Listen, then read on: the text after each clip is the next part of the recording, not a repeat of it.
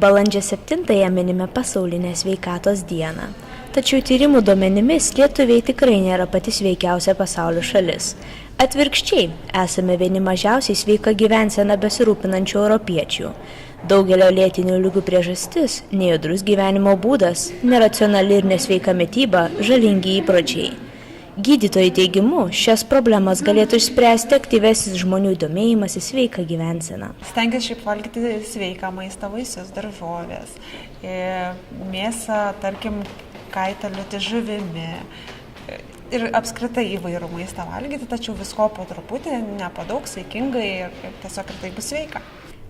Kad išvengtume dažno lankymosi pas gydytojus, reikia užsiimti fizinę veiklą, sveikiau maitintis, atsisakyti žalingų įpročių, tokių kaip rūkymas, aktyvi socialinė veikla, alkoholis ir piktnaudžiavimas narkotikais. Nereikėtų turbūt visą dieną sėdėti prie kompiuterio, reikėtų išeiti bent jau pasivaikščioti, man atrodo, bent jau valandą per dieną ir pajudėti.